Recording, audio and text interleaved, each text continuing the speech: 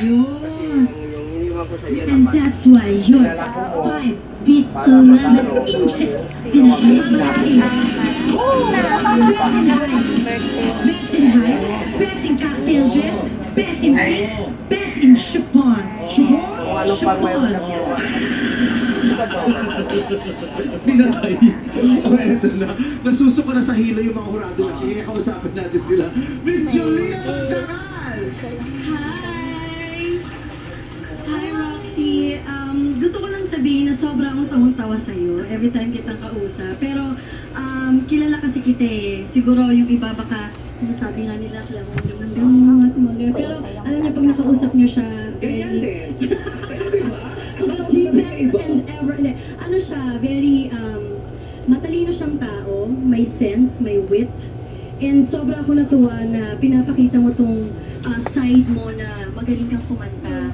Kasi para ka talagang diamond na pag nasa stage ka, kikinang ka talaga dahil performer ka noon pa. And para ka ring diamond, sinabi mo nga na ang diamond kasi para makita mo na sobra siyang ganda at sobrang brilyante niya pag tama yung cuts eh. And sa experience mo, sa challenges na nakuha mo sa buhay mo, napakaganda yung pagka-cut sa'yo. So, congratulations. Sana talaga bumalik ka sa music industry kasi performer ka. Congrats. Yes. And I can personally say that Roxanne is really a wonderful woman. Bongga to, no? Bongga to. Mabait yan, no? At saka super strong. Yes. And I would like to give a little bit of a trivia. Ano naman siya? A little bit of trivia. What kind of trivia would My you like to trivia give? is the Okay, nag-store kasi pinicture yung balur. Pag open ng closet, may poster ni Miss Jolina Magdangal with a butterfly clips. Sa bahay mo? Yes, in my room. Uy, magkano yung tao? Yes, to the tune of Kapli ka lang? How about paper roses? I love that song too. I Wala have the kasama full sa akin. album. Can you sing that for me, please? Paper roses? Sabi na.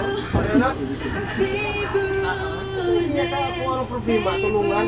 roses, oh how real those roses seem to me. Pasensya na sir. Tapos sa maya-maya na iwan yung cellphone niya.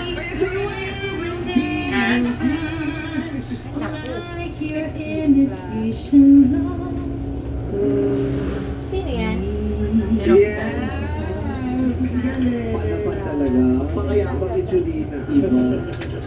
Ako din super panay ako ni Jolina. No? Pero eto, titik na titik siya sa'yo. At habang nanonood siya at nakikinig sa'yo, hindi siya kumukura. Sa Randy Santiago, hindi kumura. Paano mo nakita? Walang kura. Ayan, tingnan mo, oh. Ang pagkakatungo. May pamamamasiki. Hindi ako nakatulog. Tinitingnan kong maigi si Roxanne. Sinanay kasi, Nakikita ko lagi sa naisip gym ka yan. naman. At hindi lang ako tumitingin sa gym sa kanya. Marami. Kaya umalis na siya sa gym. Pagkakan niya.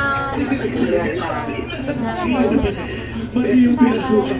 Malaki pa na kasi Eh, sobra naman to kasi pag magsusuot sa gym, nakaka talaga. Walang nag-gym, walang lumaking katawan sa amin. Turtleneck, long sleeves. Yan ang suot ko sa gym. Okay.